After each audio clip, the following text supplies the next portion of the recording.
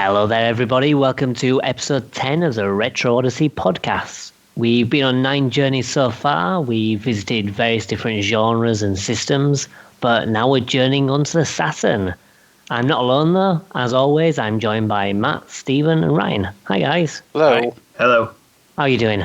Not too bad. A little tired. Well, tired? Yeah. Well, we recorded this pretty late, so I think we're all pretty much tired at this point. It's our new theme. Yeah. We'll get through it, though. So, the Saturn's my favourite console, and that's why we're covering it this episode. So, we've done a couple of console picks so far. We've done the Mega Drive, and we did the Nintendo 64. And now it's my turn for the Saturn. So, the Saturn, I never acquired one until like a few years back, and I basically heard some things about it that piqued my interest. And I thought, you know what, I'm going to pick one up. And ever since I got it, it kind of became my pride and joy. And like now I just adore it immensely. I know you guys as well have picked up like Saturns recently too.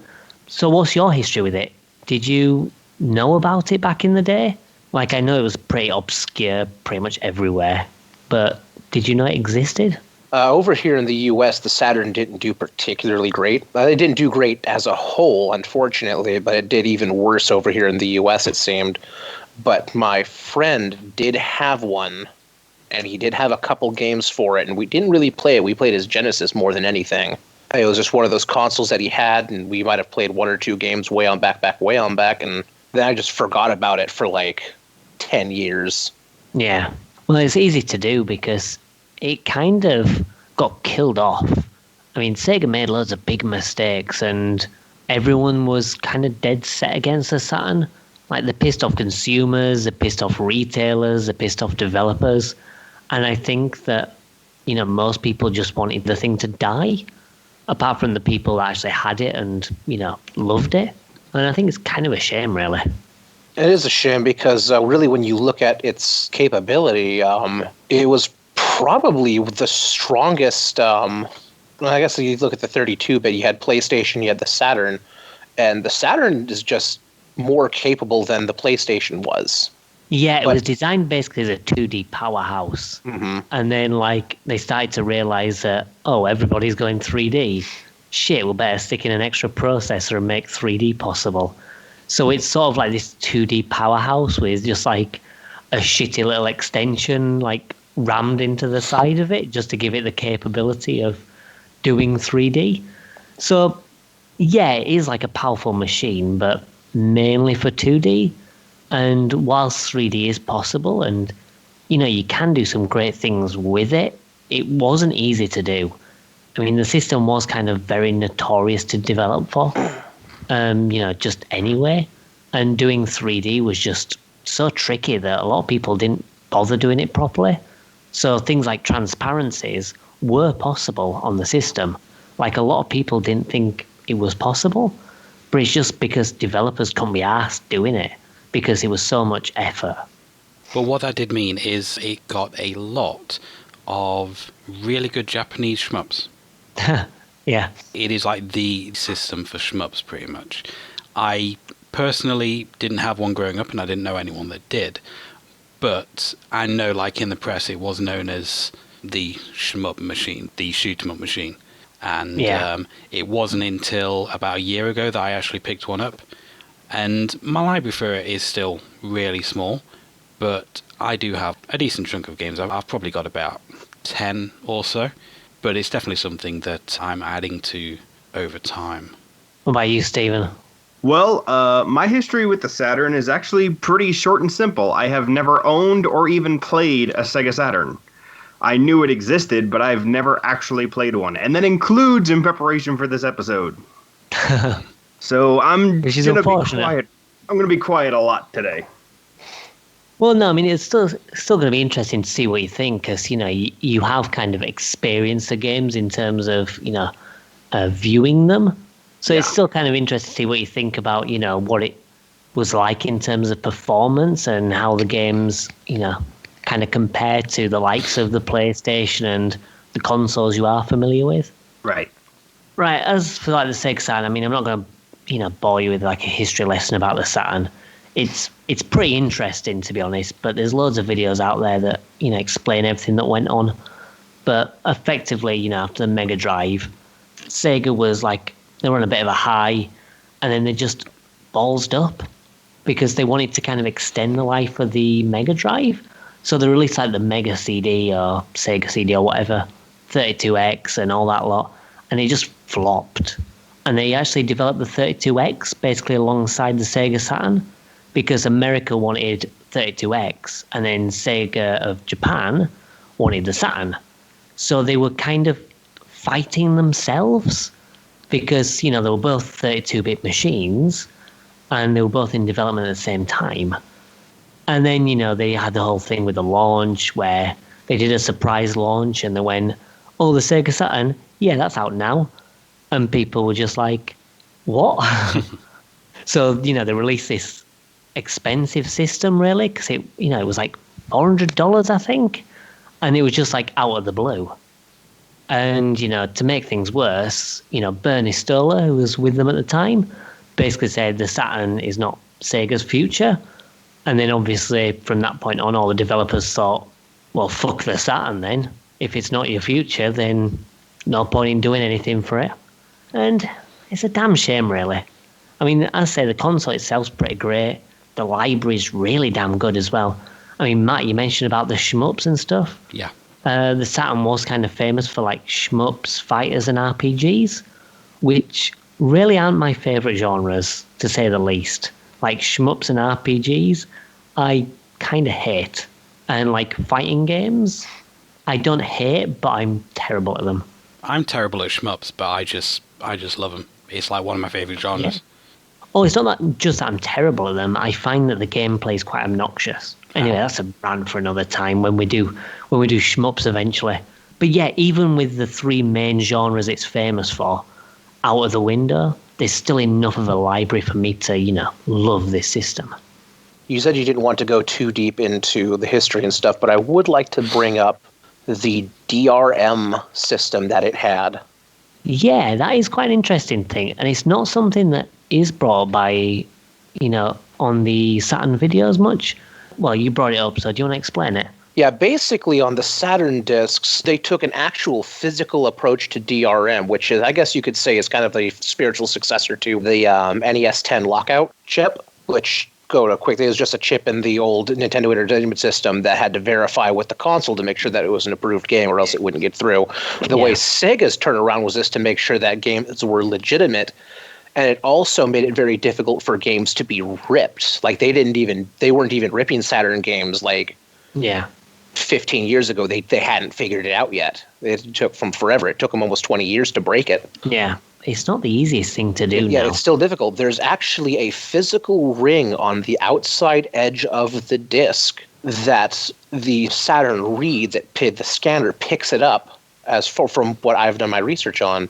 And it verifies that this is indeed a Saturn disc. It is made by, it is approved by Sega. And those discs were never released. It made so no one could rip their own legitimate copies. They couldn't get proper copies. They weren't sure how to get around it. It really did make it almost impossible to pirate a game for it. Which is kind of clever, because, I mean, if you think about other physical forms of DRM, the only other one that springs to mind is like the GameCube, where they made like the tiny discs. Mm-hmm. I believe the PlayStation had something with, you know how they had the black discs for the PlayStation? I believe that was something that was recognized by the system. Now, I know obviously the PlayStation could be modified to read CDRs like quite easily, but I do believe that black disc was something that had to be bypassed in order to actually read other discs, because it looked for a black disc. There's a certain kind of reflectivity, if that's the word, that comes from the black discs. Yeah. Well, now here's a question, because the original PlayStation could also play audio CDs. Could the Saturn do the same thing? Yes. Yes, it can. You can use it as a CD player, and you can actually put in the games as well and play the music like you were playing a CD. So you could use a CD player function to play the soundtrack, basically, for the games. I actually have a Saturn controller that came with the Saturn I bought earlier this year. that has a pause, play, and skip forward, backward buttons on it. Oh, nice. Yeah, I think the Saturn controller does actually contain those labels marked on them. I'll have to check my controller, but I'm sure I've seen that on mine too. So I think it was like a standard thing. This one is a third party. It doesn't have the labels, it actually has the buttons, which is probably just redundant buttons on the controller then, but still, Yeah, it's pretty neat. Mine does have some markings. I'd have to look carefully, but I can see like a skip forward and skip backwards button, which is used for like the CD player, and then next to the two triggers. When I found out about the Saturn DRM, I was pretty peeved because it's such a cheeky pun of the Saturn's ring. The rings of Saturn is like the thing protecting it. Yeah, it's just like, you assholes. Yeah. But I'm not that mad because it was a really solid, it was a really good idea. Yeah, definitely. Which is kind of weird, really, because they went from that to the Dreamcast where there was basically no protection. It was nothing. And like now, you don't even have to do anything. You don't have to mod the Dreamcast or anything. You just burn a CD, stick it in, it's fine. Bless them. Right, so anyway, I hope everyone's ready. Let's sit back and I'll navigate you to our first game that we're going to cover.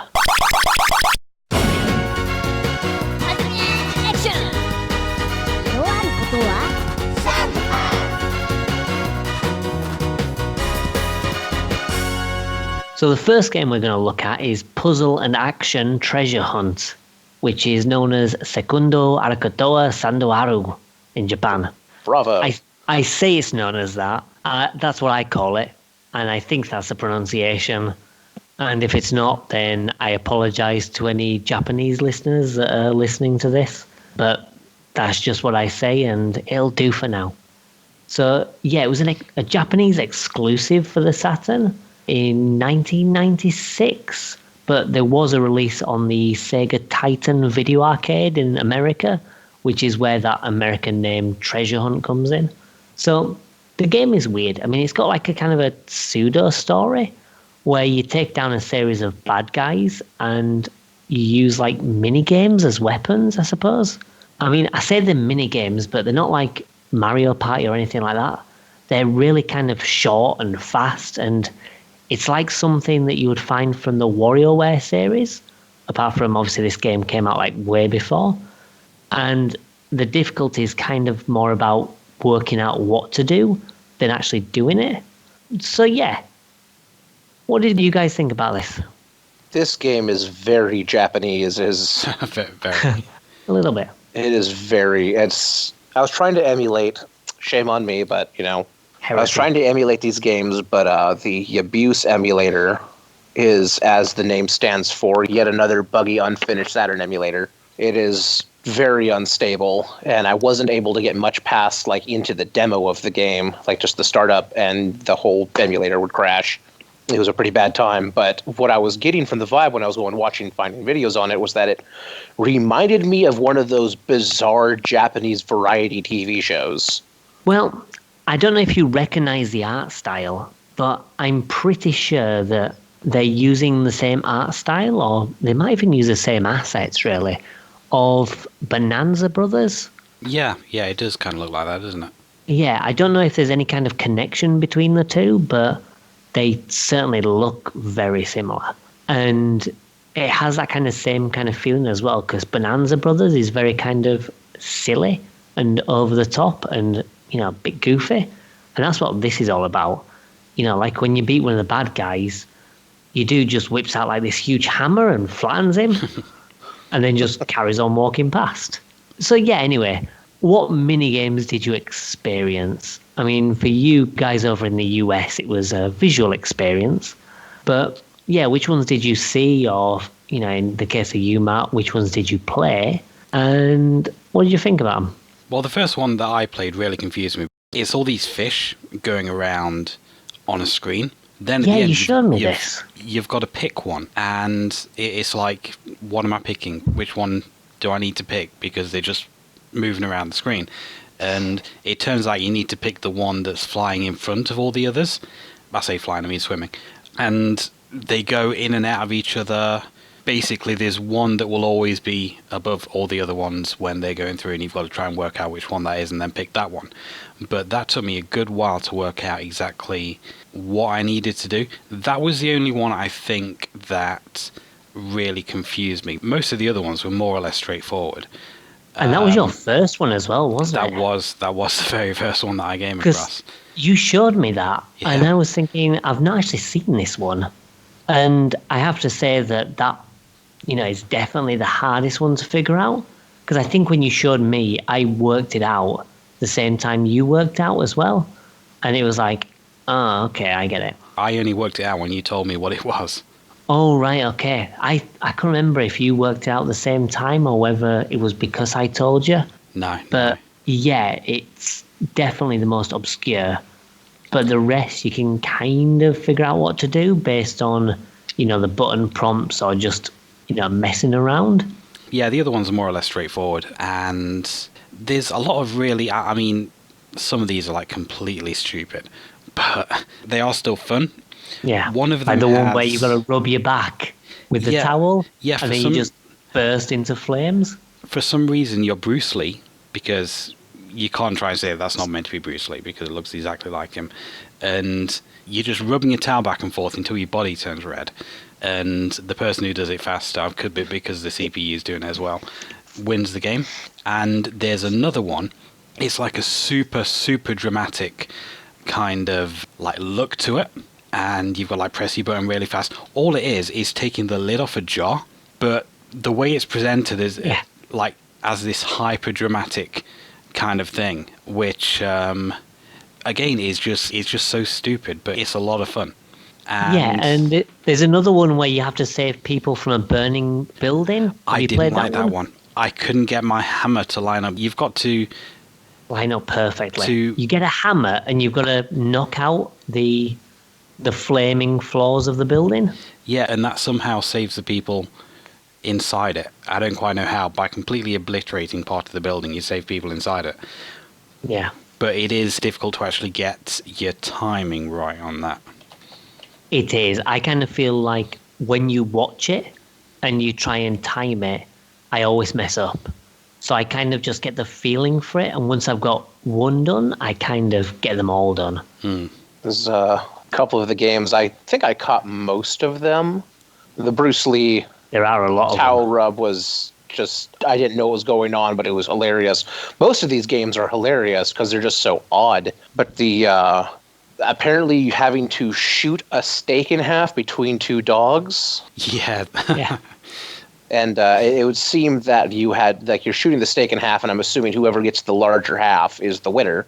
There's a lot of guessing here because I didn't actually get to win or lose. And what you need I think to you've do just is, got to split it so the dogs can share. Yeah. I think it's lions, actually, isn't it? Is it lions? I thought it was dogs. I don't know. I may be misremembering. And then there's the Western shooting the coin. And it's like, okay, so this is nothing. This is whatever. And then when he catches the coin at the bottom and just the big thumbs up, I completely lost it. There's a wonderful charm to the game. It's just such a wild ride. But this actually turned into one of my favorite games that I own on Saturn. As ridiculous and stupid as it is, it's just, as you said, it's got a lot of charm to it. And it's a lot of fun. It's something that you can play in quick bursts, whilst also having kind of like a progression system with the different modes of play, because you do have that story mode. And you also have a mode where you can just go into the mini games as normal. So there are kind of like a lot of different ways that you can play it. And there's like, did you try the RPG mode? I did. For the life of me, I can't figure out what the hell is different with it. It's got some things like you buy stuff from the shop, but I don't really get the point of it. Yeah, you keep getting these items, and I'm sure they have some kind of use, but I can't work out what that use is, really. It just seems like you're doing the same as the story mode, the arcade mode rather, but with just some tweaks. But it doesn't really seem to make any difference. You're still doing basically the same thing. Yeah, and I mean, it just adds those items, I think, the RPG mode, but with none of us speaking Japanese, we don't quite know what those items are. Yeah, definitely. I always play the arcade mode. Did you take down any of the bosses? How far did you actually get with it? I took down the second boss. I don't think I got to the third. Yeah, I think there are only 3 bosses in the game, if I remember rightly. I think there are 3 worlds. So I wasn't that far off then. No, I don't think you were. There might be 4, but 3 seems to ring a bell. But it's one of those games where, it's not really important how many worlds it has, because all the minigames are randomized anyway, so you just play minigames until the game says, well done, you finished. But you can play in 2-player as well, which is cool. So you can do the minigames together and compete against each other for who's the best. Yeah, I just played it solo. But I do have 2 Saturn pads now. I got a second Saturn pad this week, actually. So next time I've got someone over, I'll fire it up and give that a go. Yeah, because I kind of think it is kind of like WarioWare, where, you can play with a friend and just have such a good time. And the great thing about it is the game is one of the cheapest Saturn games.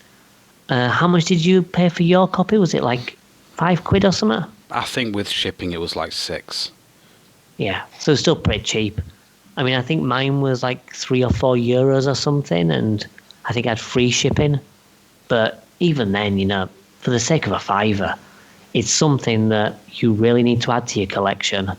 As long as you've got the import adapter so you can play Japanese games, that's the only real kind of gatekeeper. I think the game's definitely worth getting. Even as expensive as the games go over here for a Saturn game, it's only, I think found it's anywhere between $16 and $26. But I don't have the adapter, so any game even I get from right Japan? now I'm not sure Did what you check shipping from Japan? I think shipping from Japan, it'll be like $5 or something. I don't think it'll be that much, because it never got released in the US. So it never got released in the US. You're buying from Japan anyway, so I can't imagine it's going to be that much different. No, probably not. But I didn't have my 4-in-1, so I didn't have my cart to, get rid of the region lock. Everything is going to be automatically increased to. Everything's going up by like $40. Yeah. So. Well, the thing is, that 4-in-1 adapter is pretty much a must-have. I mean, I didn't mention it in the intro, but there's a 4-in-1 adapter which gives you extra RAM. You've got backup saves and things like that. It's got a cheat function too, but most importantly, it makes it region-free, so you can play games from the US, PAL, or Japan.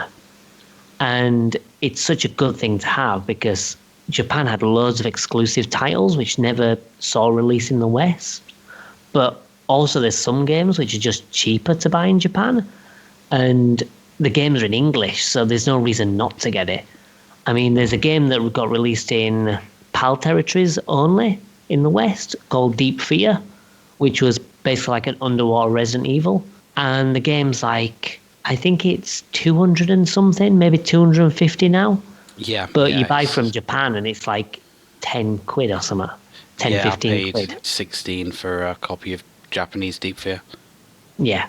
So for the sake of 230 quid cheaper, you can get the Japanese version. And it's pretty much entirely in English anyway, apart from a few unnecessary things. So that adapter is, a definite must-have for any Saturn owner. Am I right in thinking that the region hack wasn't actually intended? It sounds like something that kind of happened by accident. For the 4-in-1? Yes. No, it was intentional, but it wasn't made by Sega. I think it's Daytel or something like that. Yeah, it's Action Replay. It's an Action Replay, so it'll be Daytel. Yeah, so it's an unofficial thing as well. And I think that most of Daytel's Action Replay things back in the day could allow you to play foreign games. I think most of them did anyway. So I think it probably was intentional. This particular cartridge is so essential for Saturn owners that, from what I can tell, they are still manufacturing it. The one that I bought was brand new sealed, and they had loads on the site. Yeah, I think they are still manufacturing it. I'm not sure. But yeah, it's one of those things that anyone that has a Sega Saturn will pretty much get it, just because it is pretty much an essential. But yeah, I'm not really sure what the original intention was, but I think it was just something they released, and it maybe unintentionally got big, really big because of how the Saturn panned out. I don't know. So yeah, puzzle action. I think we all pretty much agree that it's a pretty decent game, yeah? Some silly fun. Yeah. Stephen, did you see any video of it? What did you think of it? I'll be completely honest here. I had set aside some time to go through this one and completely forgot about it. So I didn't get anything aside from a basic description of, it's minigame based and a few of the things you guys have already covered. Ah, right. But yeah, it's one of those games that when you do get around to getting your Saturn, you should definitely pick up, because if you like, WarioWare or whatever, it's definitely a fun time. Yeah, I'll definitely think about it. Okay, so with that out of the way, let's wrap this game up, and we're going to move on to the next pick. So we'll take a little musical interlude, and I'll see you after the jump.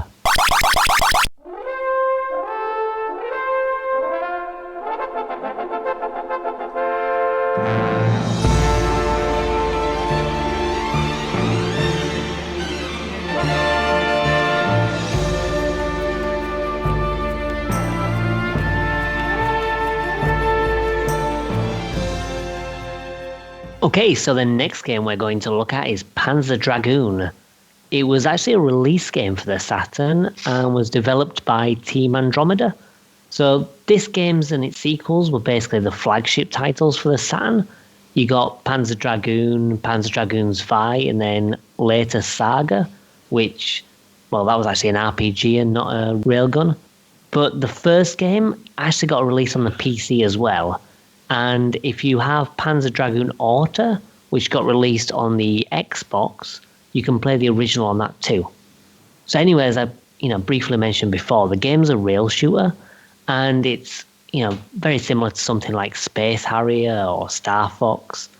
And it follows a hunter who has to help the Solo Wing Dragon chase the evil Dark Dragon and stop it from reactivating an ancient ruin and, well, I suppose fucking shit up. So, the main thing that sets this game apart from the likes of, say, Star Fox is that you've actually got a 360-degree view, so you have to take down enemies from all around and not just in front. It's a simple difference, but I think that it's something that helped make this game stand out a little bit from the pack and differentiate itself from other rail shooters. So, what did you think of it? First of all, what did you make of the story? I couldn't make anything of the story because I have the Japanese version, and the game starts with a really super long cutscene that has a fair bit of dialogue in it, and I have no idea what they're actually saying.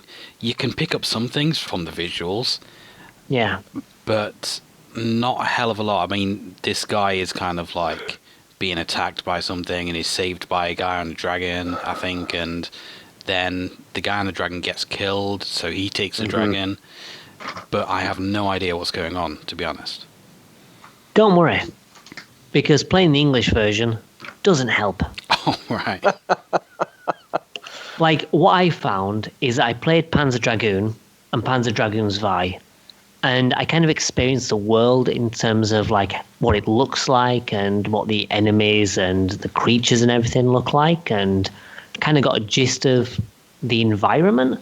But in terms of the story, it was just stuff happened, and then stuff stopped happening because of me shooting it.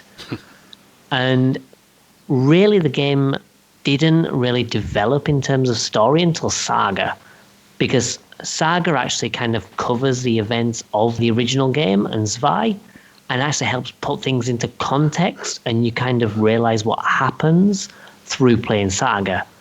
But until I played Saga, I had no clue what the hell was going on in the first or the second game. And I'm glad it's not just me, because I thought maybe I'm just an idiot and I'm not picking up the story. The first playthrough I went and watched was Japanese, and I went and hunted down an English playthrough, and it didn't help. Yeah. At all. It's like I said, it was just like, oh shit, it's all going down, and now there's a dragon, and now you're shooting things. Things are happening. Yeah, and let the madness commence. Yeah. Well, basically, this dark dragon is, I won't really spoil the details of it, but the dragons are quite intelligent creatures, and this dragon has its own agenda, and the Solo Wing Dragon is pretty much the hero of the story, and you're just kind of there helping to guide it round, and you're just assisting the dragon, who's like the real hero. And like the dragon is sort of like the chosen one, I suppose. I actually got to, attempt to play. It was really chunky, but I did get like a little bit into the first level before Yabuse crashed for like the 30th time. I've never hard closed a program so much. But the one thing I'm kind of glad that I'm glad it was just like it's not going to work, because I would have had a really chunky gameplay that would have been infuriating. Especially since I will say the 360-degree shooting, while it is cool as hell, it is a little bit disorienting at first because there's a lot going on suddenly. It is. It's one of those things that you kind of have to learn to, look at your map more than looking at the screen. And then once you kind of learn to do that, you can then navigate yourself accordingly. If you're just kind of spinning around in circles trying to find stuff, it gets really hectic. But what I was able to do, I appreciated, was watching it, is I got to take in a lot of the level and like creature design. And honestly, even though it's a bit rough, because like we mentioned before, the Saturn wasn't purpose-built as a 3D machine like the N64 was, the character design and the creature and world design is honestly, for what they were working with, fantastic. I love it. Yeah, and you've got to bear in mind as well, this was a launch title. And people say that this game can look a little bit rough, but I think to say this got released on launch, it looks fantastic.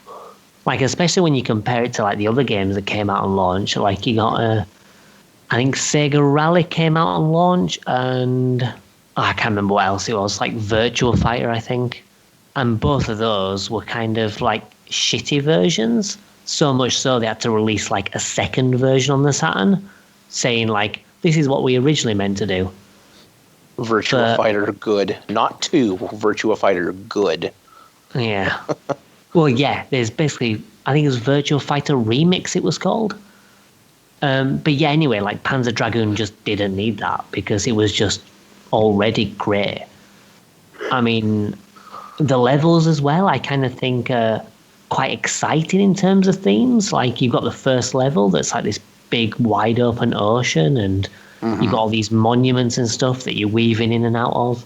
And the second level you've got like these sand dunes where like the big worms and stuff are going up and down through the dunes and chasing you. Which reminded me of when Dune. I saw, well, not Dune, well, a little bit of Dune, but it honestly reminded me of Star Fox 64. I'm trying to remember what the desert planet is. It's one of the 2 tank levels you can take. Oh, yeah, I think I know which one you mean. I don't remember the name of it either, but yeah, I know what you mean. But yeah, basically just cruising through the desert, and there's all sorts of like wildlife and shit. Yeah. And of course, they're all horrible monsters, but that's fine. Must be expected. Yeah, immediately that's what that reminded me of it. Only instead of a tank, you're on a dragon, and you know what? That's fine. That's fine. That's fine. Yeah. Visually, it is quite a striking game. I think it is helped by the color palette as well, because it has fairly muted colors, and for a game with a lot going on, if it's like too bright, too colorful, you're going to have trouble following what's going on.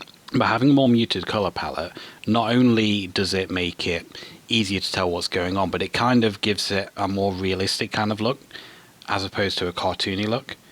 And I think that kind of like helps in the world that they've built. Yeah, definitely. I think everything is pretty much really well designed. They did do a good job.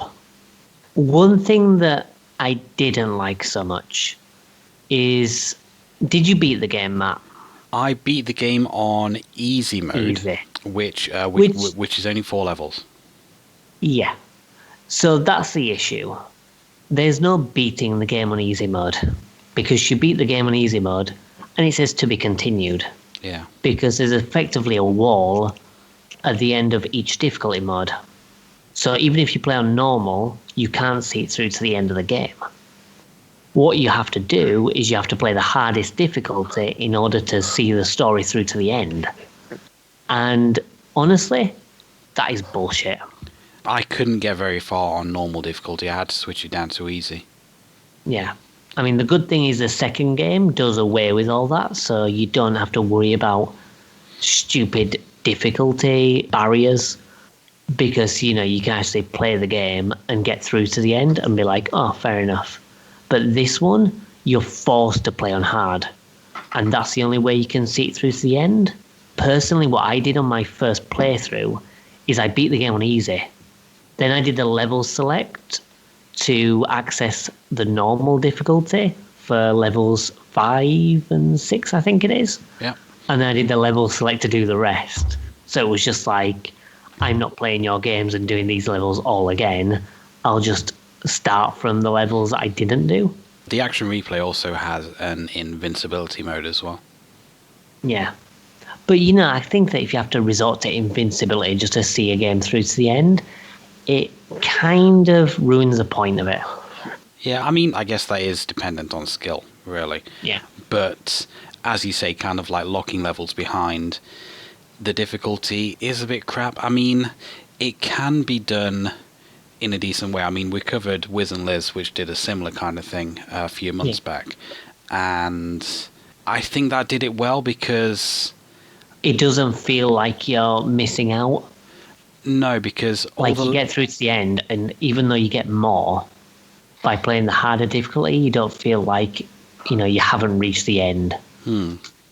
Reverting back to Star Fox did that for a while too, where they had you had to take the hard path. But That's yeah, but to it's get the true ending, but you do get an ending. It doesn't just say to be continued. If you want to continue the fight against Andros, you're gonna have to.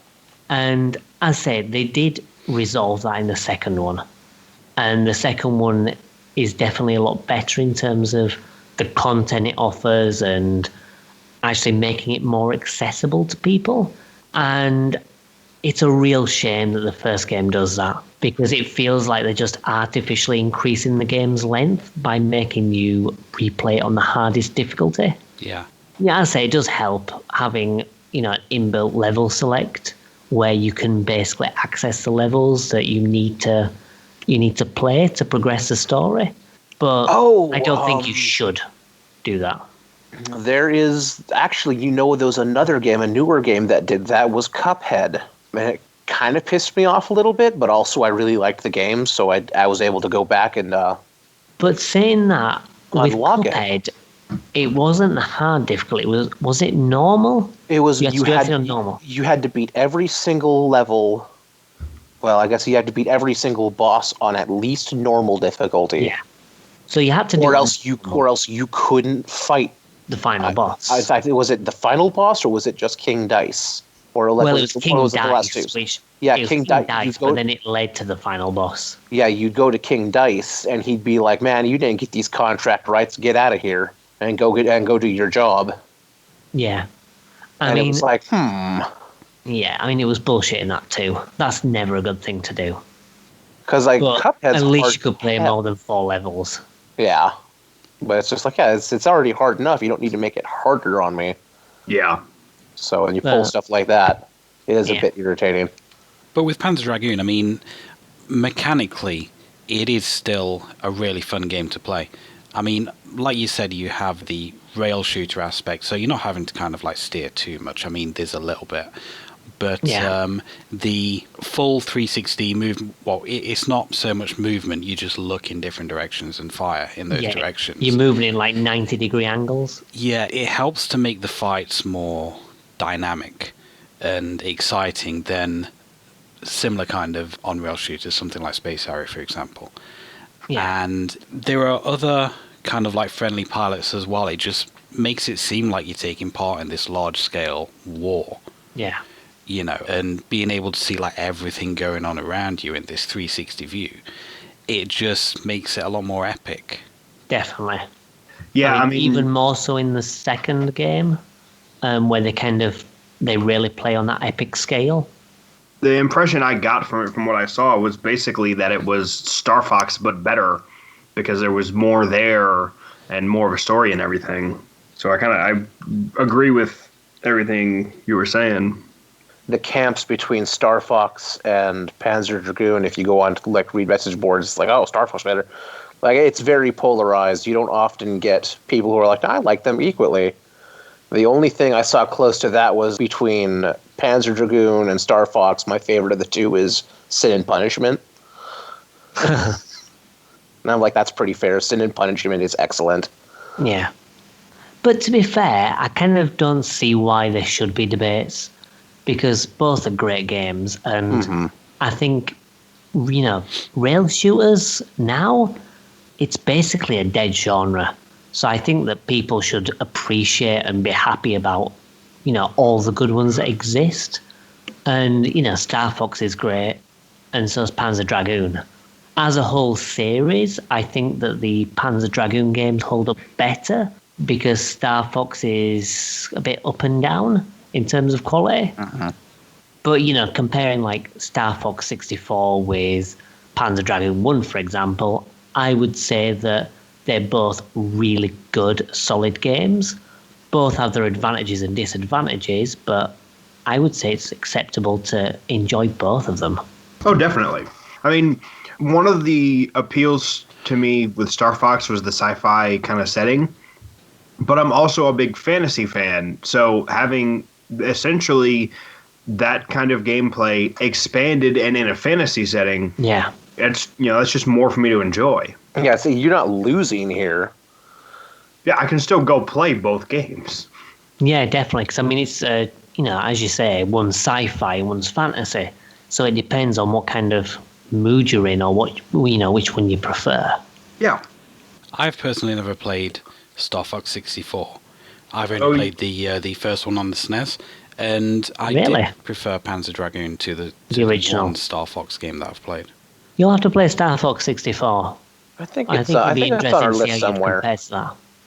Pretty sure it's on our future to-do list. 64? Yeah, it is. Somewhere. Hopefully Sin and Punishment's on there too, since we're talking about rail shooters a little bit. I think Sin and Punishment is in the rail shooter episode. Probably with Star Fox 64. Hopefully we get there one day. Oh yeah, all being well. But yeah, Panzer Dragoon, I really dig it. Most people, that like the Panzer Dragoon series, say that Zwei is better, the second one. And mechanically, it is. Zwei kind of takes the mechanics and just makes them a lot more solid. It also adds in like a berserk meter where you can, overload your dragon and just fire like shots which wipes out everything. And you can also evolve your dragon. Like it starts out and you've got a dragon that doesn't even have wings and it's just running against the ground. And then it grows and becomes bigger and bigger and stronger and stronger. And it has different evolution paths depending on how you play the game. So the game's quite interesting in that regard, and it's a lot deeper mechanically. But for me, I just think that the world in the first one is better, and the set pieces are more exciting. Like, as I say, from the, the open world of the first level to the sand dunes, and like there's a section where you're going through like these corridors, and it's in a cave or something like that, and you're flying through these tunnels really fast. I just think the first one just feels more epic. Yeah, those sandworms as well. I think that was, for me, the most striking point of the levels that I played. Just having those rise up and you just having to kind of like lock on and shoot the bodies as they rise up. Yeah. And, one thing we didn't touch upon, the music. I mean, we didn't touch upon it for puzzle action because it's got like one music track. But the music in this game is pretty good. Especially the title theme. Oh, now, yeah, for absolutely. me, like the title theme, I could listen to that all day.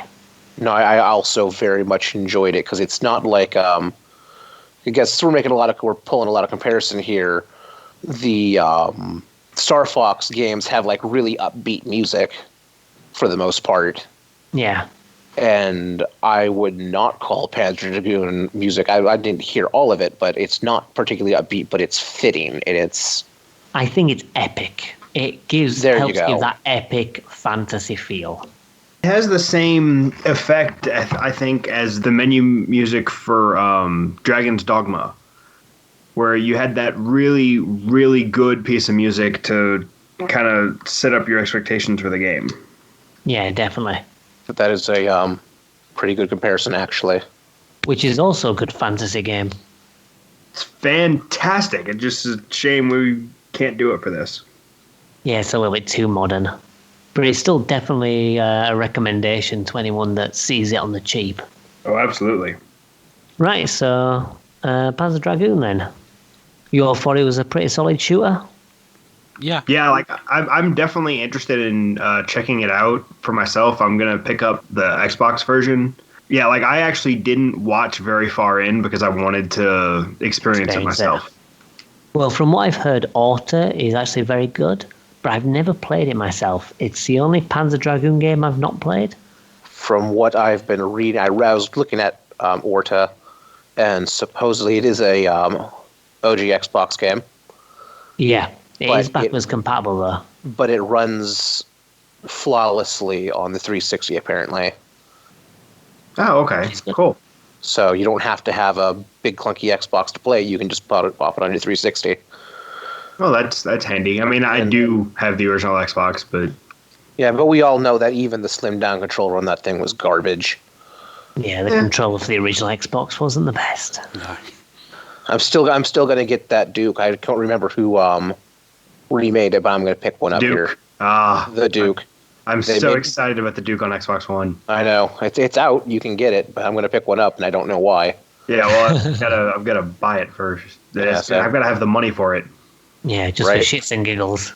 Well, I can just keep that on the desk, and if I'm playing games with someone, I can reach over and grab and kill them with it. Yes, absolutely. But yeah, pick up Orta and play through it. I think you'll like it quite a lot. If you like rail shooters like Star Fox, then I think there's a lot to enjoy. Yeah, I'm definitely going to check it out. I'm very interested. Cool. And as well, once you get your Saturn, I would recommend picking up Zwei. Probably the Japanese version will be cheaper. Oh, yeah. I'm definitely going to check out the rest of this series. I just... Good luck with Saga. I didn't know I could have played Panzer Dragoon. It looks like Orta is on Xbox One X backwards compatibility. It is. Really? Yeah. Huh. I mean, I guess it has the enhancement to clean it up a lot. Is Xbox One X backwards compatibility download, or is it physical?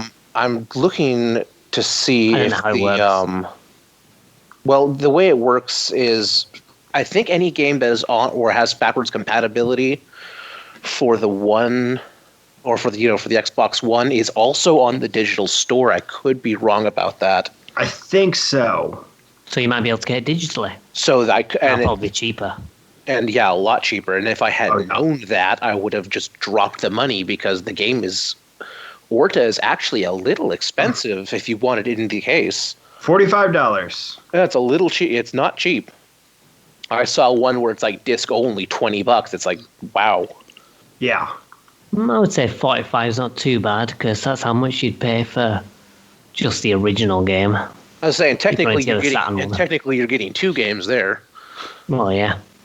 But neither of which are very long, so swings and roundabouts, I guess. Speaking of which, we did mention the price for the other game, which was like a $5. This one's a little bit more expensive. I think it generally goes for around like 30 quid for the PAL version. I'm not sure how much the American version goes for. I mean, it's one of those games that's not cheap, but it's not very expensive either. It's like one of those middling Saturn titles. Well, I got the Japanese version, and I paid, just looking through my eBay history, £12.53. Mm. Okay, so the Japanese version's very affordable. Yeah. I mean, you don't get the English subtitles, but as you said, if the it won't story's help incomprehensible anyway. Exactly, so it doesn't matter. All right, nice one. So let's wrap that up and we'll move on to the next one. So far, I'm 2 for 2. 2 games and 2 crackers. Let's see what the next one holds.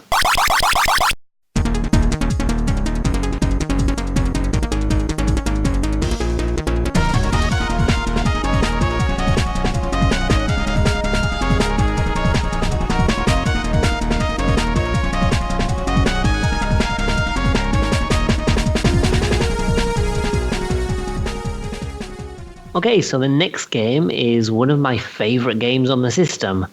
I'm pretty much sure, though, that this is a title that at least one or two of you might not like.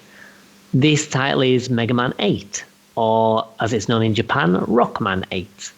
So, Mega Man 8, as you're probably aware, it was developed by Capcom. It was originally released in Japan on the PlayStation, which I think was at the back end of 1996. And then in the other regions and at the Saturn, like start of 1997, sounds about right. Yeah, the interesting thing is that Sony actually turned down the game for North America. They didn't want it because they didn't want 2D games on the PlayStation. And then basically Sega went, yeah, we'll have Mega Man, of course we will. And then Sony went, well, actually, okay, come back. Well, and it's funny because... we can have you. And it's funny because you say they didn't want 2D games, but the Sega wasn't good at 3D, or at least full 3D. It wasn't. It didn't have the power to do it. Yeah. So all your 3D models were like really chunky, but all the 2D games on this, they're beautiful. Like Symphony of the Night was obviously on Saturn and PlayStation, and it's beautiful on both of them. The thing is, though, with Symphony of the Night, is that game wasn't 2D. It's technically a 3D game. Because as we covered in that one, it's technically 3D because they made like 3D models but made it look 2D. So they textured them with like 2D sprites. Yeah, and so it's brilliant. Mechanically, the game's 3D because that's why it moves so smoothly. Yeah, because the PlayStation's designed for 3D. So weirdly making it more complicated is actually easier. Then you had games like Gradius Gaiden. Yeah. Where it said, it's a Gradius game, but it's just stunningly beautiful because of the amount of power they could put into it. Yeah, to making it run smoothly and having these big, beautiful sprites. So I just find it humorous. They're like, 3D games, but it's like you had the power to do this. I think Sony basically kind of changed their stance partway through. I think when they initially released the PlayStation, they wanted it to be like 3D and like, we don't want any of that 2D garbage. That's last generation. We're all about 3D now. And then I think Sony once was they realized pretentious? I know. Who'd have thought? Thank you. But yeah, I think they kind of realized that the demand was there, and when the competitors are doing it as well, they kind of think, okay, we'll have both of them. We don't want lots of them though. Fine, Dad. Yeah. So what's strange about Mega Man 8 anyway is that they accepted Mega Man 8, but on the condition that their version had exclusive content, so it wasn't the same as the Saturn version. But what actually happened was the PlayStation version actually had content removed, and then one of the music tracks was replaced.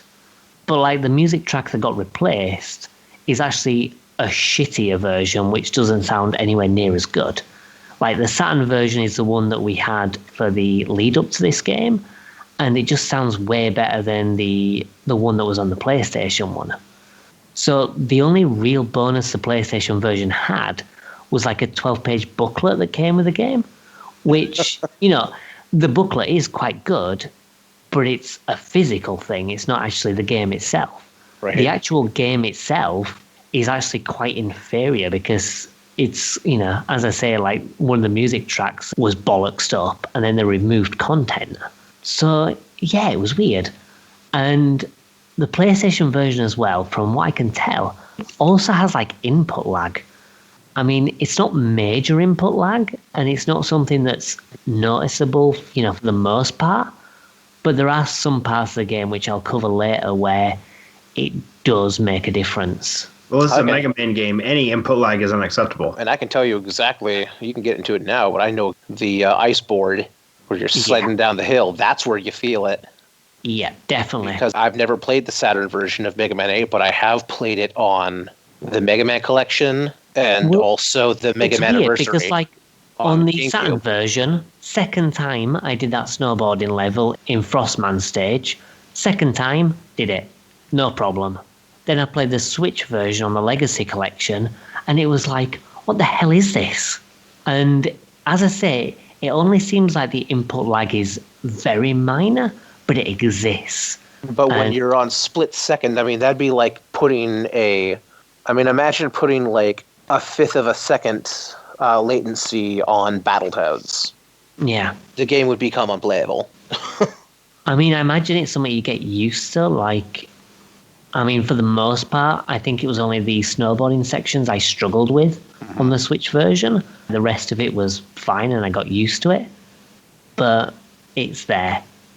And the strange thing is, whenever they do re-releases, they always use the PlayStation version. And I have absolutely no idea why. Because the Saturn version runs perfectly. It's got all the extra content and stuff. So, like, Saturn has, like, the true exclusive of that game because they just keep using the PlayStation version for re-releases. Well, it may, again, just roll back it makes no sense. It may roll back to they can't run the Saturn version because they'd essentially have to emulate the Saturn to make it work properly. Yeah, possibly. Maybe it's to do with the Saturn's coding, but I can't imagine it was that complicated to make because the other chip was mainly for 3D games. So I imagine for 2D games it was, a lot more straightforward, but, I don't know. I'm not a developer, so maybe the other thought I've had along those lines was it might be a legal thing where possibly. Sega, where they signed a thing with Sega that says this content will be exclusive forever and ever, amen. Yeah, but honestly, like, you look at Sega these days, I don't think Sega will give a shit. I think if they said to Sega, can we use the Saturn version? They'd be like, yeah, sure. Just make sure you put, like, in trailers and stuff that you're using the superior Saturn version, just so we get some good press. Do what you like. Yeah, I mean, that would make total sense, but these are video game companies we're talking about. Yeah, I say that I couldn't imagine Sega doing something like that, though, because they just stick their stuff on everything, and they don't really care these days because they don't have hardware. Yes, they don't really have anything left. Well, exactly, so for them it don't really matter. It's probably something we'll never figure out. They're trying their best to murder Sonic. Well, they've already succeeded, my friend. You say that, but Sonic's weird these days because they release like 2 games at the same time. You've got Sonic Mania and Sonic Forces. Sonic Mania is a masterpiece, and then Sonic Forces is a game. Wait, have we discussed that bit? Because there is that interesting thing about Mania. That was so polite of you. Well, the thing is, like, I haven't actually played Sonic Forces until now. I picked it up, like, on the Thanksgiving sale, for Black Friday. And I picked it up, and I started playing it, and I thought, it's not terrible. It's just there. But, yeah, anyway, we're going a little bit off topic here. I don't think Sega would really care, but this game, anyway, it's a Mega Man game. You've got 8 bosses. You've got special weapons that you get from defeating bosses, lots of platforming, and then at the end there's a Wily Castle. The game does have a story, which is, not normal in Mega Man games. But to be honest, it's not really important. So, what did you guys make of Mega Man then? Like you guys, Steve and Ryan, you've played this game before, right? Yes. Nope. Oh, no, I have. Nope, this is the first time I touched it, even though I have the Anniversary Collection, this was the first time I'd actually played this one. Really? Yeah. Is there any reason why you didn't touch it before, or you just... Just hadn't gotten to it. Alright, okay. Because I know you're not a fan of the classic series. Nope, and that's largely why I haven't gotten to it. Fair enough. It's been low on your list of priorities. Honesty, what a quality. So, what is it about the classic series you don't like? Before we move on to like Mega Man 8, because I'm interested to hear. I think my biggest beef with the Mega Man Classic series, and it's weird because I love the X series so much, but I cannot stand the original. I think it's because they're more platform-based, and the X series are more action-oriented. So I think I can handle the X series more because, like, whenever I play the original series, I'm just looking for a wall jump or a dash. Like, I think because I got so used to X series and because it fits more the way I like to play games, I think that's why I enjoy them so much but can't stand the original series. All right, because I'm kind of the opposite. Like, the X series, I think's, fine, it's enjoyable. But for me, the classic series is where I get most enjoyment. But I get where you're coming from. If you don't like platforming, then this game is basically platforming. And I mean, the enemies really are just obstacles more than anything. And I think the platforming is a lot more forgiving in the X series. It is. Oh, yeah, and that's, I was going to side with Steven there as to why I prefer the X series over the Mega Man Classic. It is just a touch more forgiving in the platforming section, because you had some of the most bonkers jumps in like Mega Man 2 and 3, where you had to recognize a pattern. Like they would show you, like the famous one is the disappearing block section. Oh, yeah. And they'd give you the guidance, and you'd get a safe area where it'd be like, okay, yeah, you see how this is going to work. And then they'll do it again, but they'll do it with kind of a light trap, but no danger to you, but just kind of a light trap. We're like, oh, see, we'll throw something at you, and then suddenly you have to do it over a lava pit. Yeah. And it's like, once you die 8 times, you're kind of over it. Yeah, but then by that point, really, you should have the item that makes you fly over the gap, so you don't have to do the puzzle at all. Just screw it. I'm out of here. The good thing is, Mega Man 8 does have like an invisible block section where they appear and then, disappear. Mm-hmm. But it's only like for a small part, and it's not really that difficult, thankfully. Mega Man 8 is probably my favorite of the Mega Man classics. It's going to be that or Mega Man and Bass. Really? I really like. People don't like Mega Man and Bass. The game is hard as hell.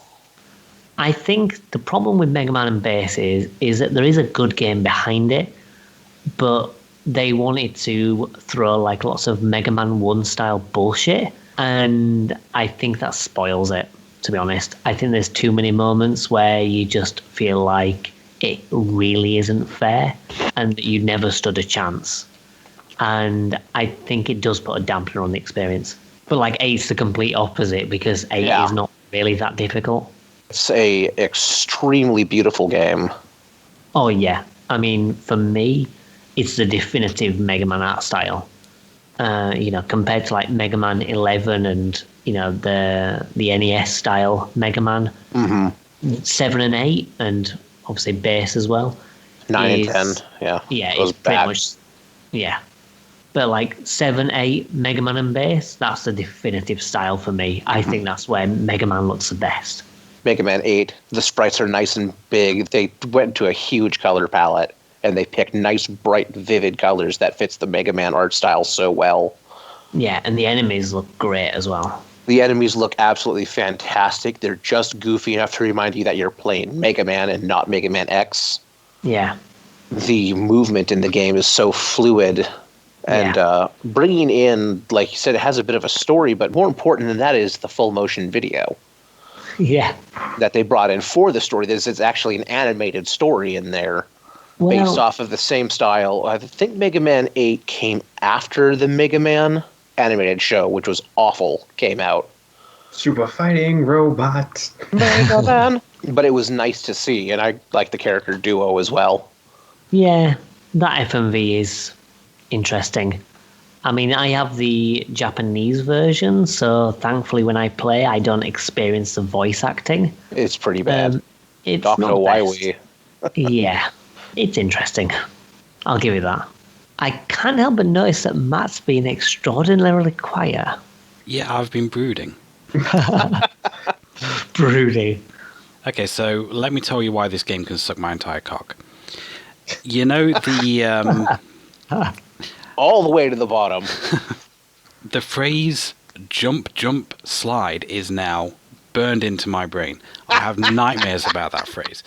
The amount of times I heard that on the snowboard level, trying to just get through that level, just jump, jump, slide, and it's like, I'm pressing those buttons. Those are the buttons I'm pressing, but that is not what is happening right now, and just getting knocked off again and again and again.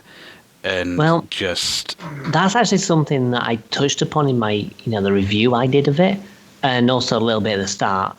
Part of it's to do with, the input delay from the PlayStation version, where it's just not tight enough for you to respond in time, because sometimes you press it and you think that, you pressed it on time and you should be jumping, and it doesn't. And I find that only exists on the PlayStation version. And then the other thing is the voice acting. because the jump, slide is very annoying. Yeah, but the Japanese version is a lot more subtle, and it's never annoying. But when I played the English version, the English PlayStation version on the Switch, it was just like, wow, I can understand why people get annoyed by this. Especially with the input lag, meaning you have to repeat it again and again, hearing the same phrase. It's grating. But that particular level is basically the reason I stopped playing it. I had gone through a few of the other levels before that. And again, as with most of the other Mega Man games that I've played, my hands start to hurt because I'm trying to keep the blaster powered up whilst jumping as well. And the way that my fingers have got to hold that and press jump at the same time, it just really, really starts to hurt my hands over time. Yeah. So it doesn't help on the Switch as well. I found that playing Mega Man games on the Switch, it can feel a little bit like your hands can get cramped because of how the buttons are. I didn't play this on Joy-Con. I played this on the 8BitDo Pro Controller. Oh, okay. Which I got this month through the post. And free advertising, y'all. It is a fantastic controller, but it doesn't help the issues that it has. Is it like the one I'm currently holding in my hand? I cannot currently see you, but maybe. He assumes that you're correct. Yeah, it's the N30 model. Oh, I have the SF30 because I like the color buttons. I think I'm going to shoot off a couple emails to 8BitDo and see if they can sponsor us. Yeah, I'm sure they'll do that. But yeah, my hands still hurt after doing that. And we've done Mega Man games in the past, and I've never really liked any of them particularly well. This wasn't really an exception. I just find them like way too difficult. And there's a specific reason that I mentioned the muted color palette in Panzer Dragoon, and that's because I knew this was coming up. The colors are really, really bright in this game. They've gone out of the way to make them really, really bright, and for me, I had trouble kind of working out what was going on the screen a lot of the time because the background is the same vibrancy as the player characters and the creatures. So usually you have this kind of like middle ground where the background's a little bit muted and the sprites are a bit brighter just to help you distinguish those two. And in this game they were pretty much exactly the same. And looking at that for a while, it kind of set my eyes funny, and with the cramping in my hand as well, it just wasn't an enjoyable experience. But I mean, I think I kind of have similar opinion to Stephen in terms of the two different Mega Man series. Like, we've played, I think this is the third game from the mainline Mega Man series that we've played on the podcast. And we also did Mega Man X2, was it? Mega Man X and Mega Man X5. 4. X2 and X4, I believe. X4. X4, I think it's the one I'm thinking of. Now, I got to the last boss in X4. I couldn't even beat a single level in this. There is that kind of like, as Stephen mentioned, it is a lot more forgiving in the X series, at least the ones that I've played. These ones are just a bit too difficult for me, even on like the toddler difficulty that the Switch allows you to put on. With the Switch, it's only extra armor, so it's not quite as easy as like the toddler difficulty in X4. But yeah, I agree with what you're saying. The X games are definitely a lot more forgiving in terms of the platforming because they know that the platforming is not the emphasis; it's the action. Mm-hmm. Yeah, and on this particular one, it is pretty much all about the platforming and the stupid ice boarding. And it's just not something that I can really get to grips with, as much as I've tried. Yeah. I mean, you mentioned about the ice boarding. That's one of the things that differentiates this from the other Mega Mans, is that the other Mega Man games in the main series, it's just platforming, whereas this tries to do some different things. Like, you've got the surfing sections, which are in that level, and then it returns later on in a much more difficult section. Which I think is what a lot of people remember. I won't say fondly, but they remember, the people who've played it. And there's also a shmup section, which I believe you've mentioned before that you have played it or you've seen it. No, Did you get to the shmup bit of the level? I didn't, but I watched a video of some of the other levels just so I could see like a little bit more of the game, and I did see that shmup section, and that looked fun. Like I said, I do enjoy shmups as a whole. I don't really enjoy platformers as a whole, and I wished I could have gotten to that shmup section, but I could not. All right, I thought you might have done because it's maybe halfway through the level. I was having so much problems with the hand cramps and trying to figure out what was going on and the difficulty. I just didn't even get to any of the bosses. How far did you get on each level then? Obviously, there's the snowboard section, which means you didn't get too far in that, and you didn't get to the shmup section in Tengu Man. What about the other two, the clown level and the grenade level? The clown level is where I actually started. That was the first level I tried. And I can see where you'd have problems with the foreground and background on that level. The start of that level, where there's all the toys and the worms going through, I think that's difficult to distinguish what's going on, and I just get hit. It's a bit of a confetti bomb. I think in the clown level, I just ended up getting chain fucked by the trains, basically. And I just kept getting hit over and over and over again by those little toy trains. And that was about as far as I got in that level. Tengu, not particularly far. Obviously, the iceboarding level, I didn't get past that iceboarding section. And the grenade level, I might not have gone onto the grenade level. It's not ringing a bell. It's the one where you have the platforms and you stand on them, and there's like a 3-second detonator, and then they explode. Oh, yeah.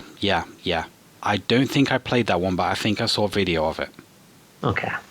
I only want to talk about one weapon in Mega Man 8 that is unique and different and wacky enough from the rest of the Mega Mans, and that is the one you get right in the beginning where you kick a fucking ball. Yes, the soccer ball.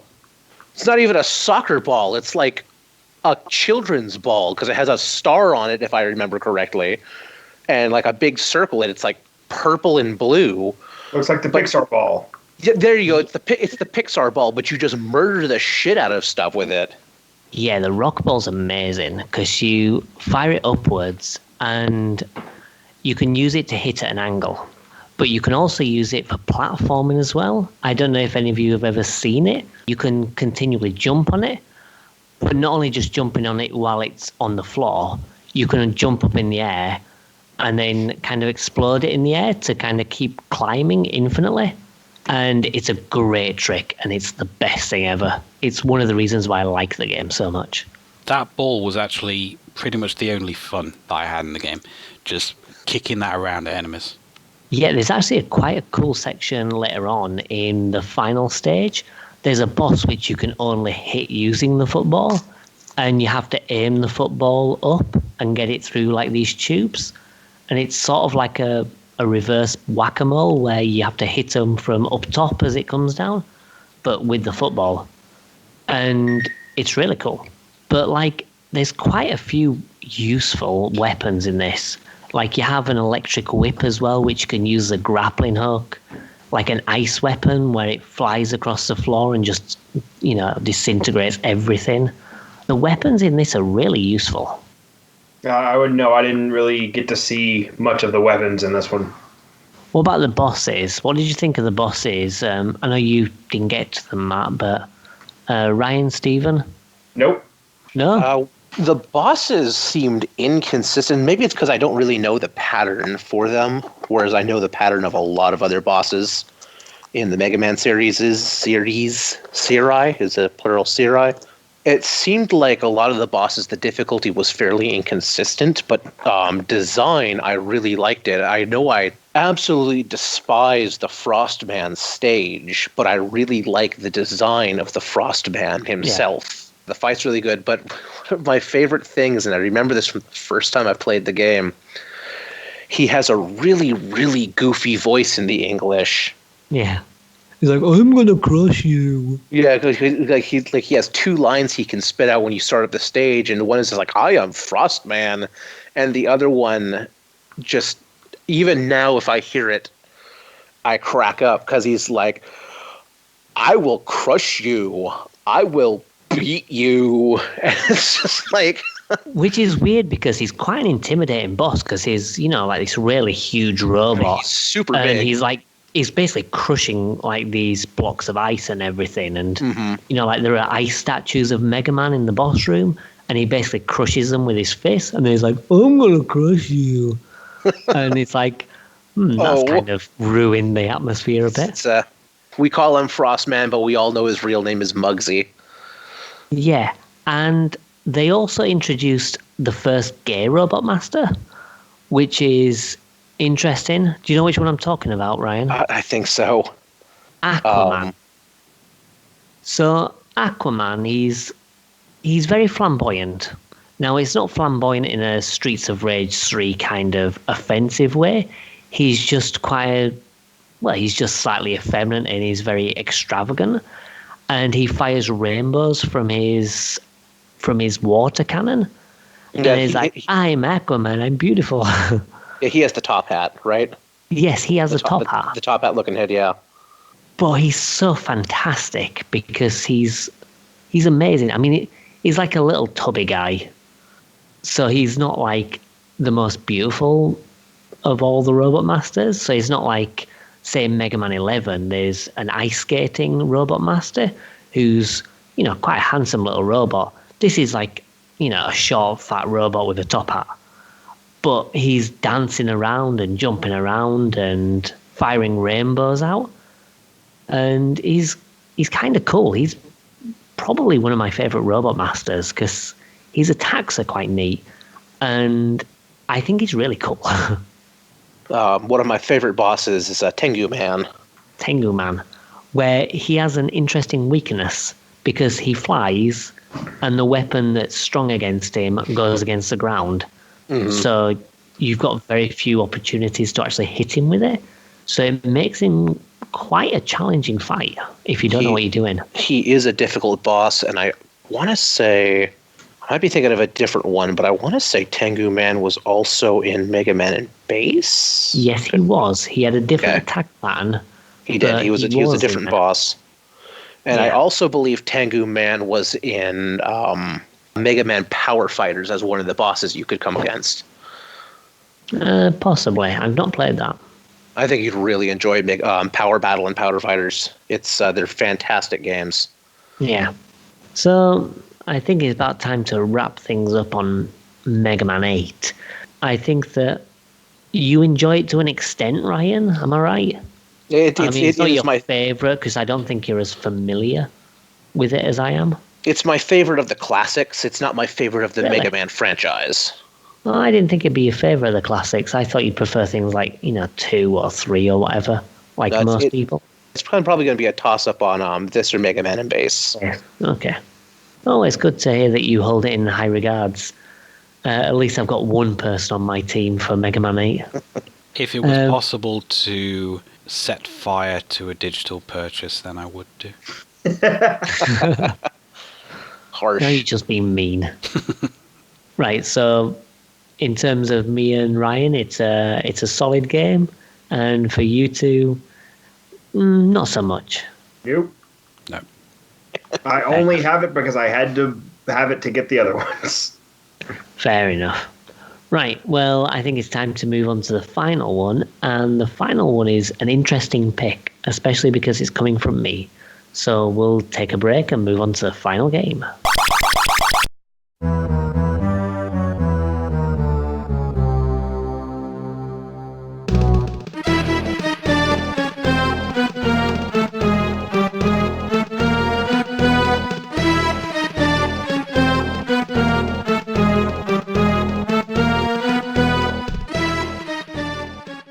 So the final game we're covering is Dark Savior. As I mentioned before, it's a little bit of an odd choice for me because it's sort of an RPG. I say it's an RPG, it's a very strange RPG, which I'll go into later. It was released in 1996 by a company called Climax Entertainment and is a sort of spiritual successor to the game Landstalker, if any of you guys ever played that. No.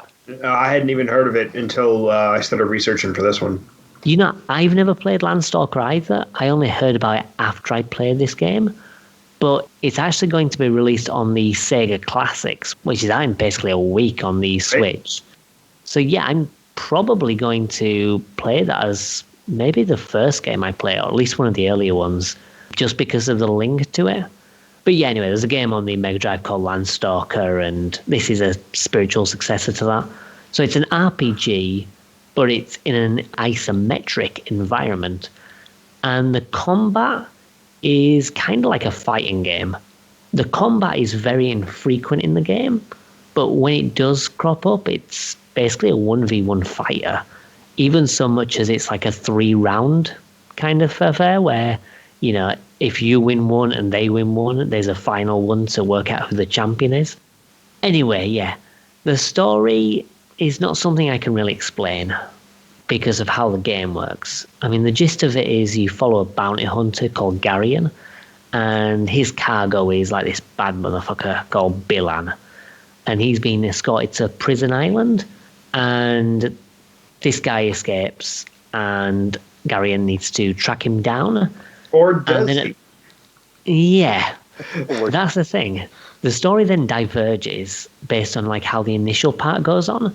So, like, the one that most people will experience is that he escapes onto the island and then hell breaks loose. But then, for example, in the second parallel, which is the parallel I played through this time for the podcast, he doesn't escape and dies.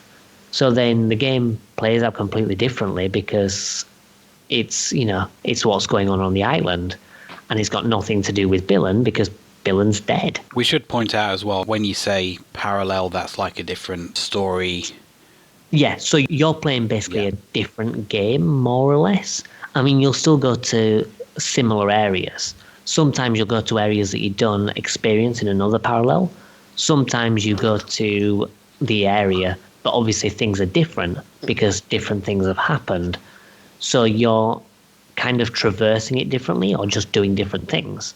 For example, there's a bit in the sewers where in the first parallel you spend a lot of time in the sewers, but in the second you just pass through them briefly to get to another area, and you jump across like the top of the sewers and you jump across the railings, and that's basically it.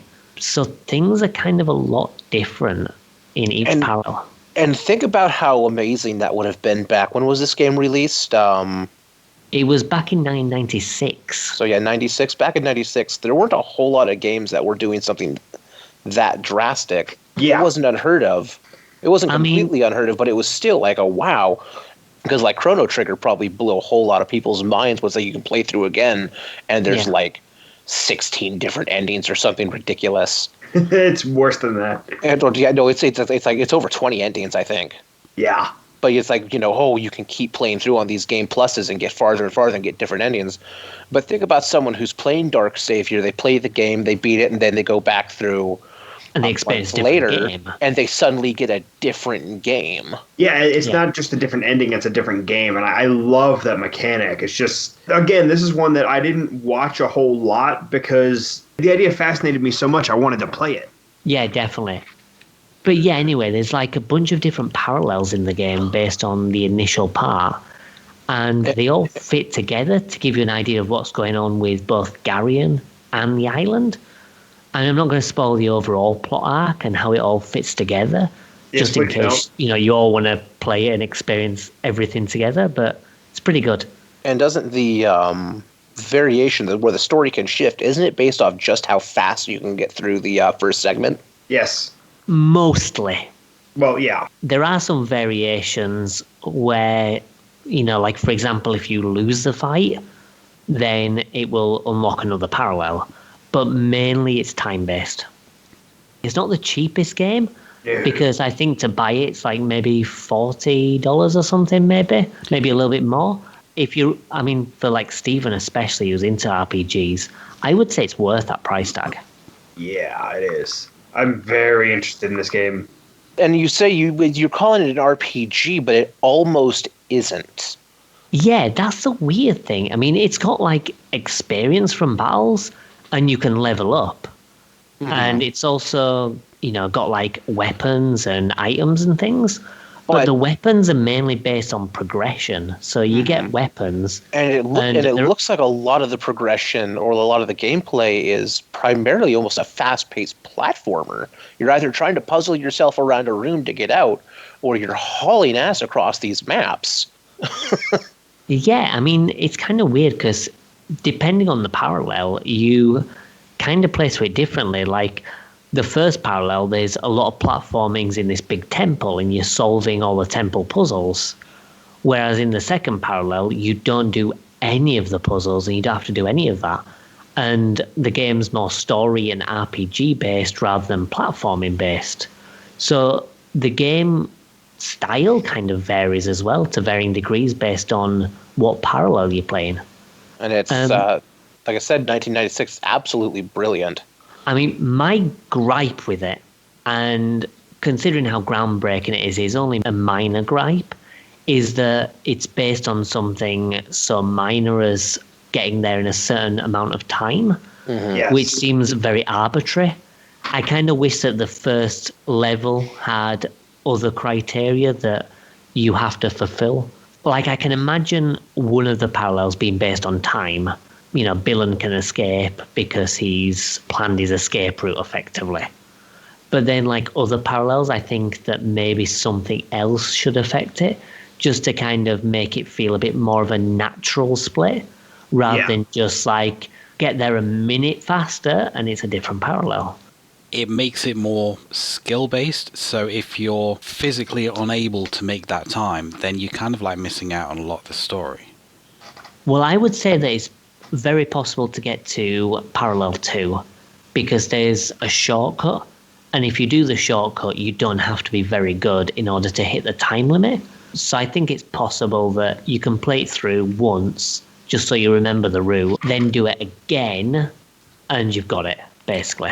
The second parallel is easy enough, but the final one's like 2.5 minutes or something stupid, and you really, really have to haul ass for that. Because I thought when I got the second parallel that getting the next one's going to be really hard. I don't want to spoil, because again, this is such an interesting game. It actually does have an interesting story. I want to play. I want to pick it up eventually. I did sit down and watch the entire game. Just the entire game? I just all watched the parallels, or just the first parallel? I think it was the second parallel. So is that the one with the minecart ride? Yes. Yeah, that's the second parallel. I watched a playthrough of that whole thing. Nice. I didn't intend to. I'm like, I want to get a feel of this, maybe watch some of the battles and get an idea what's going on. And I was just like, no, this is fascinating. But the story is very interesting. But the thing that gets me about the story is that there's not much to it. The story is very simple and very condensed. But there's like so much stuff about the world, and each parallel contains more story and different things, that it all kind of builds up as you play more of the game, so that as you're playing more and more parallels, you're getting this full knowledge of how the island is and how this world is and how everything fits together. It is a fascinating world that they've actually built. I thought one of my favorite things, more based on the story, except it's not even that, it's more based on localization, was the jalapeno juice. Oh, yes. Did you read up about what happened with that? Yeah, like I looked at, like I sat there and thought, I'm like, what the hell, I'm drinking jalapeno juice? I'm like, wait a minute. So I double checked, like, okay, so yeah, it was censored. Yes. It was censored. You didn't drink jalapeno juice. He got wasted.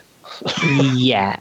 There's quite a lot of censoring. Like, it included stuff like porno mags and stuff like that. Mm-hmm. Cigarettes. Cigarettes, which you use in order to buy things rather than chocolate. Mm-hmm. And obviously jalapeno juice is alcohol. Yeah, which is extra funny because it's like, oh yeah, you got this, like you said, you have this strong badass, jalapeno juice, and now everything's going crazy. You have this badass motherfucker, and then suddenly you're drinking jalapeno juice, and the economy is based on chocolate. To be fair, I don't think the other things matter so much, because things like, you know, the whole thing based on chocolate is just like, fine, it's a video game world. Exactly. And I think jalapeno juice, I think it's obvious that it's supposed to be alcohol, that it doesn't really affect things because you know what's going on. you know that he's getting wasted. It could be fermented jalapeno juice. The thing is, the fact that that's alcohol is quite important to the overall story. But yeah, I won't say much more than that. Because I did just assume that it was like some really strong chili juice. It's kind of funny because it's kind of like the old Dumbo cartoon versus the more updated one where they edited it. In the old one, champagne gets dumped in the bucket and the mouse and Dumbo get wasted, and then you have the horror fest that is Pink Elephants on Parade. Yeah. And then in the updated one, it wasn't champagne, it was soda. So it's supposed to be a sugar rush. Yeah, I don't know. It makes no sense, but they didn't want alcohol in there. Right.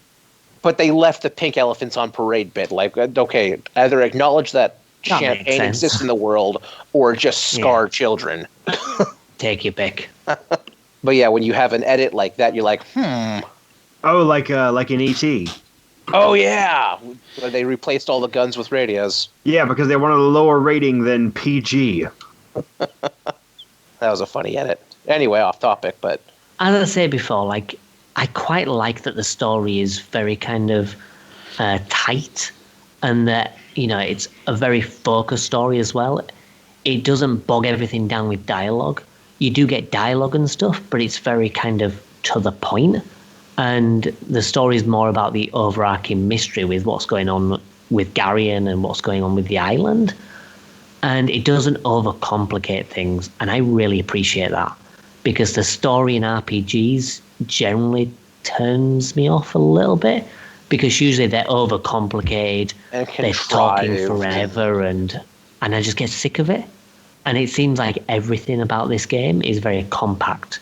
The story, I mean, like, the combat in the game, very rarely do you actually get into fights.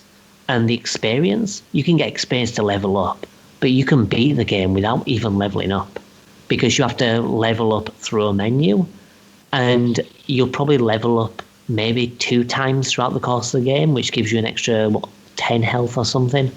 So it's completely unnecessary, but it's there. So it really is like an RPG, super light, because the RPG stuff barely matters. And I think that's the reason why I like it. Well, I mean, yeah, if someone who doesn't like RPGs, then the lighter RPG elements would work for you, just like Mega Man X for me. Yeah. The lighter platforming is more attractive. And the good thing as well is that the game is quite short, because it'll take you maybe about 5 hours to beat a parallel. But, you've got multiple parallels, so over the course of all the parallel, then it's going to be a decent-sized game. But it doesn't overstay its welcome. You can beat a parallel and be done with it in like 5 hours, and you're like, okay, that was good. I'll wait until like another year, and then I'll play through the second one, for example. It doesn't require you to spend, a ridiculous amount of time invested in this one game, which, now that I'm older, I kind of appreciate that, because, we got settling jobs. down with settling down with one game for a long period of time can be a big investment. I want to backpedal, because you started off by saying it's an isometric. The game is isometric, and it is. Yeah. But the rooms, you can shift the camera a little bit. A little bit.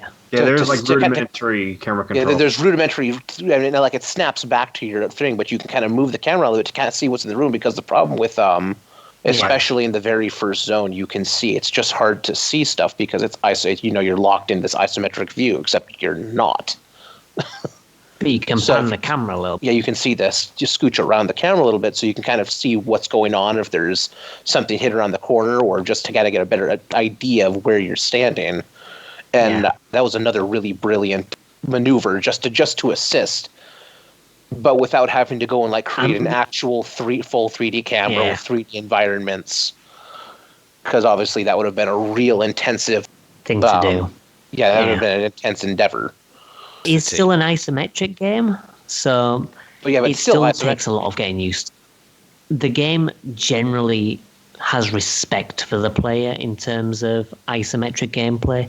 Things like the camera and the movement, you can move mid-jump as well to kind of negotiate where you're landing a bit more.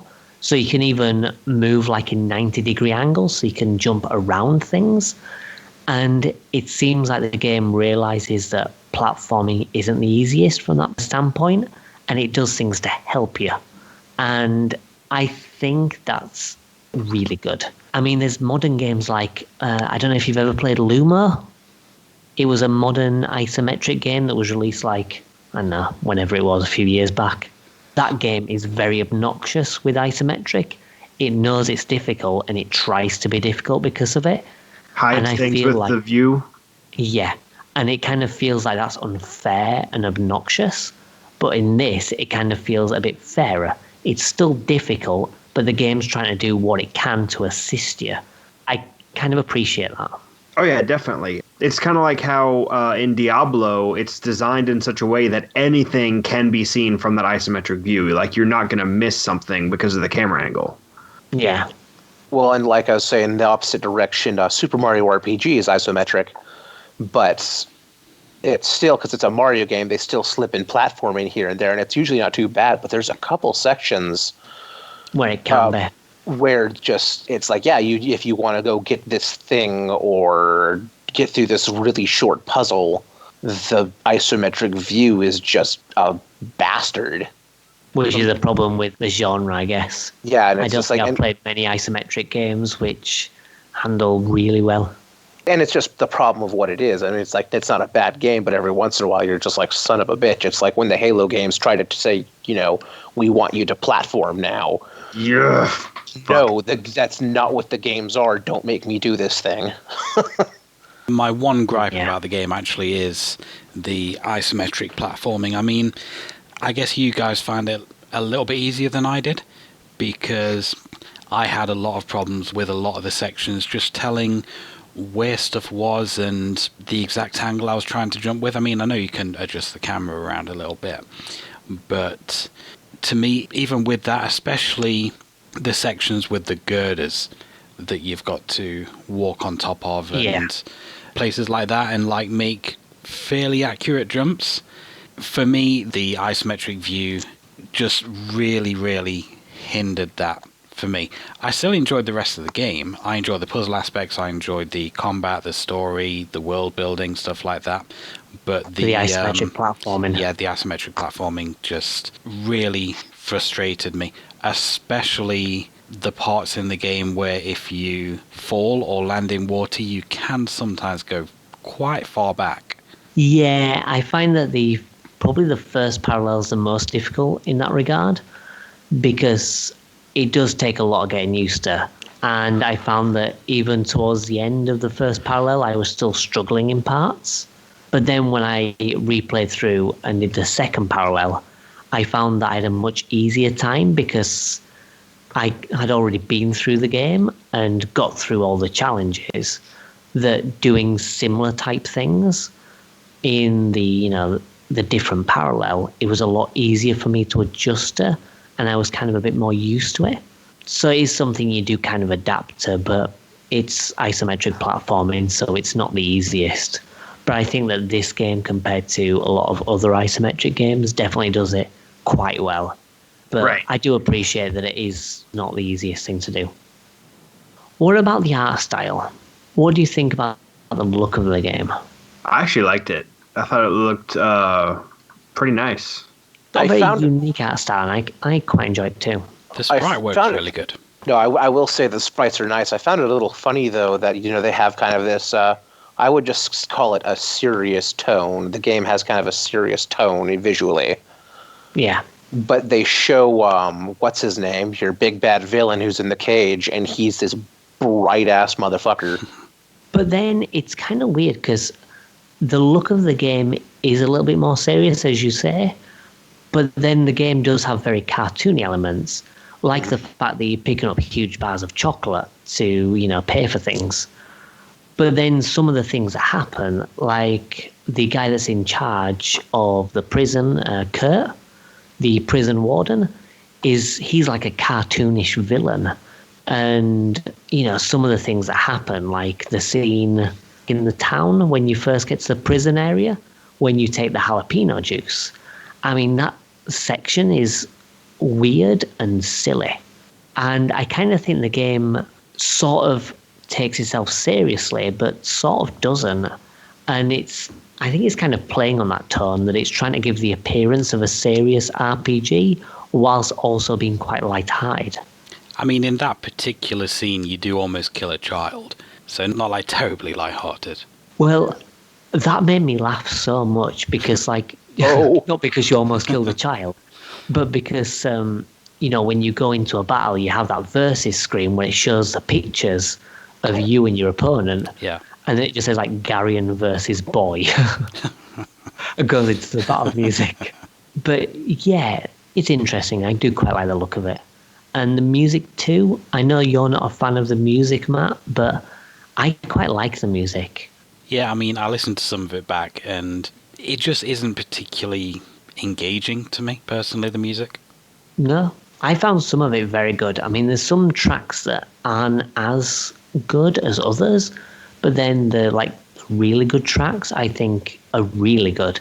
Like, the one that I picked for the opening to this game, I like quite a lot.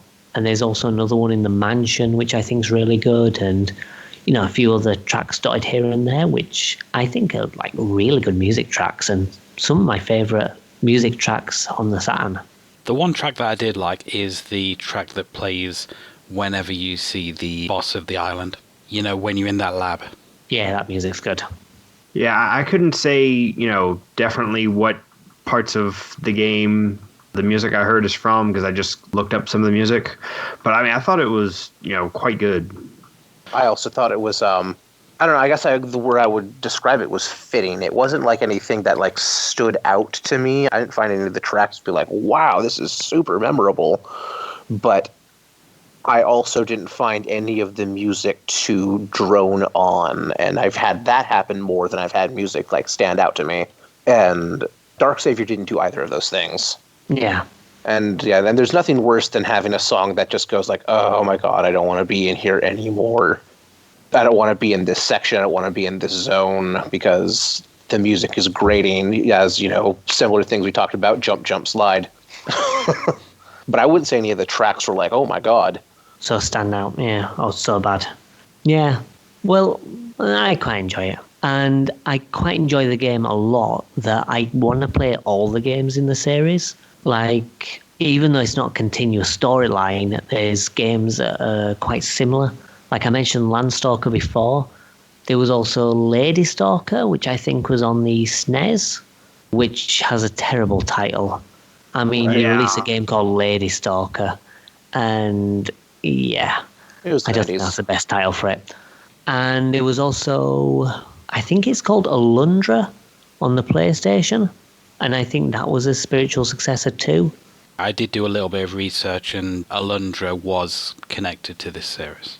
Yeah, I couldn't quite remember the name, but I'm sure it was Alundra. So yeah, I thought it was right. But yeah, I'm very interested to play those other 3 games just to kind of experience it. I know it's not the same story, but I had a good time with this, and I definitely want to experience more. The Dreamcast also had a game in the series. Yeah? Time Stalkers. Really? So it's weird because technically Dark Savior isn't connected to the series at all. It isn't connected to the Landstalker series. Yeah, I think it's just a spiritual successor. Yeah, it's essentially a similar game, but it has no relation at all. I thought it was in the same world, but like a completely different. As far as when I was reading up on it, it has no connection. All right. I know that it's a very kind of self-contained story, and it's not something that even playing the others would make any difference to, apart from, maybe being used to the isometric platforming, I suppose.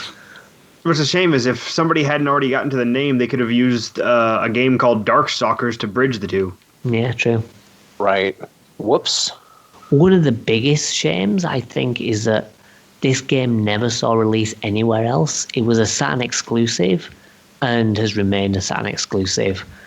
And I think that's a shame because it would have been good if they'd have released it like later, either as part of a collection or just on other consoles. Because of the nature of the Saturn and how unpopular it was at the time, it's made it a little bit of a rarer commodity these days. As I say, it's not amazingly high in price, and I definitely think it's worth the price it goes for. because it's still cheaper than like a modern game today, because it's $40 or something. But it's kind of a shame that more people can't play this game. I paid £35, which is generally more than I would have liked to have paid. I did originally try to emulate it on 3 different Saturn emulators, and it wasn't having it. Yeah. So I just had to buy it. Yeah. I had the same thing. I couldn't even get Dark Savior to boot up. If I mounted the game and tried to fire it up, it just crashed. Literally locked up my desktop. I got the title screen, but as soon as the demo started to play and anything after that, the screen was just black. What a shame. This will probably be the first game I pick up when I get a Saturn. That's good to hear. Right, well, I think that'll lead us nicely into the final section. We'll take one final break and we'll talk about our picks for this month. Okay, so that's the 4 games we covered this time. We had Secundo Arcatoa Sandoaru, Puzzle Action. We had Mega Man 8, Panzer Dragoon, and Dark Savior. So, which did you prefer? We'll start with you, Matt. Which did you like the best out of the 4? Out of the 4, I definitely prefer Puzzle and Action. I thought that Panzer Dragoon was decent enough. I really quite enjoyed Dark Savior, but Puzzle Action, it immediately became like one of the best games that I owned for the Saturn. I would say the second best game after Resident Evil for me. It's just stupid and fun. And sometimes you don't want like a deep, serious experience. You just want to jump into something and just play something like super dumb for a little bit. And that's a good thing. You can just kind of jump in and out of the game. Yeah. And you can go in for like 5 minutes, or you can go in for like an hour and still have a good time. Yeah, definitely. Okay, what about you two? For me, hands down, is Dark Savior. Just on premise alone, it's just so fascinating to me to see that mechanic so utilized in that way that I've never seen it before. And, I'm a big fan of games with branching narrative and all that, and this is a new one for me. I'm going to roll in right behind Steven with the same thing. Even though I didn't get to play it, obviously I didn't really get to play any of these other than Mega Man 8 and about 60 seconds of Panzer Dragoon before that crashed. Dark Savior just utterly fascinated me in its parallel system, in visually it's appealing. It does have the splash of humor. It has the splash of seriousness. The combat is as sparse as it's unique for a game like this. Yeah, it's and I definitely want to experience this one of a kind type of game. That's good to hear. Well, for me, as I was saying, Mega Man 8 is like one of my favorite games on the system, so I'd have to pick that. And if I had to choose a second, I'd probably be agreeing with all 3 of you. I think it would be a joint between Dark Savior and Secundo Arcatoa, just because I like them both for very different reasons, and I think they're both really enjoyable. So we're all winners. Hooray! Apart from Panzer Dragoon, they didn't get chosen at all. Except Mega Man 8. No, I like Mega Man 8. Someone here doesn't. Well, yeah, true. Right, okay, well, I think that wraps up this Saturn special. So, thanks a lot, you guys. It's going to be the Christmas special next.